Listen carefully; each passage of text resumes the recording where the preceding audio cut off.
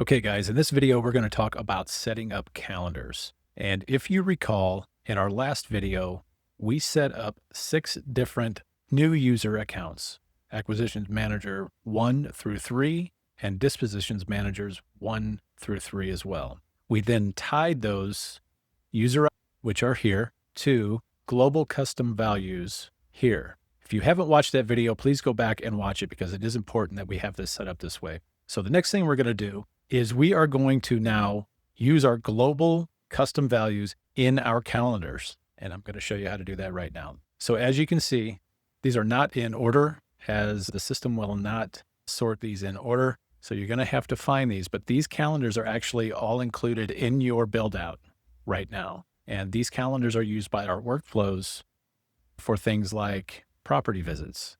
You can see we have a calendar here for property visits. You will notice also the different types of calendars that we have here. We have personal calendars and we have round robin calendars. The personal calendars are for each one of our new users and their roles. So let's go into Acquisition Manager 1's calendar. And what you're going to see is all of this is going to be filled out for you. Okay, so you're going to have to fill all of this stuff out. You can just go through here, and if you want to add a calendar logo, you can certainly do that. You add a description in here. You can add your own custom slug here. But the most important thing that we want to do is go to Staff and Location. And I'm just going to do this from scratch. We just want to make sure that Acquisition Manager 1 is the only individual, is the only account that's assigned to this calendar.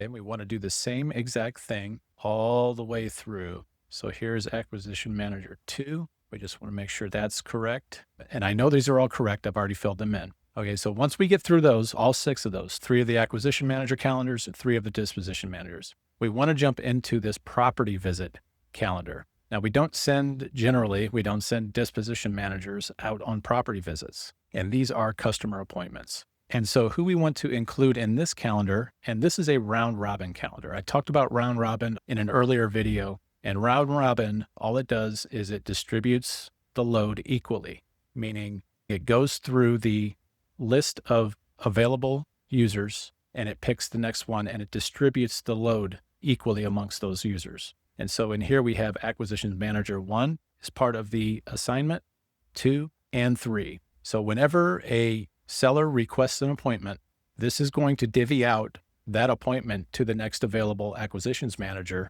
automatically. You won't even have to think about it. All right. So that is how the round robin works. We have another one in here. It says request a call back. It actually requests a call back from someone at the company. And we have the acquisitions managers in here as well. All right. So that's how you're going to set up these particular calendars. Now, these calendars are specific to Iris. So this doesn't go out to your Gmail account or anything like that. And it doesn't send emails from your Gmail account or your Outlook or whatever it is that you're using. It's specific to Iris. And so the next thing we do want to do, though, is we want to go ahead and connect whatever external service you're using. If you're using Google, if you are using Outlook, if you're using iCloud, whatever you're using, you will connect that with Iris right here. And the reason we do this is because when a seller sets an appointment with you, Iris is going to go out and look at your calendar. It's going to find your availability. And that's really the only reason that we do this. It's to update appointments and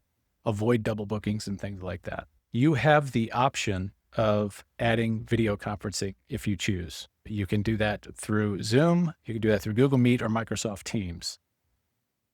And so once this is all set up, all your automations in the background are going to work. Whenever you have an appointment that you need to be on, everything will update appropriately and there will be no conflicts. Also, while you're in here, if you like, you could go ahead and set up your current preferences. You can set up your availability. You can set up the availability of your new users that we created. You'll see that all of those users that we created are now in here. You can even duplicate another user's schedule here and assign it to another user. So that's all there is to calendars. Go ahead and get this done. This is quick and easy, and we'll see you in the next video.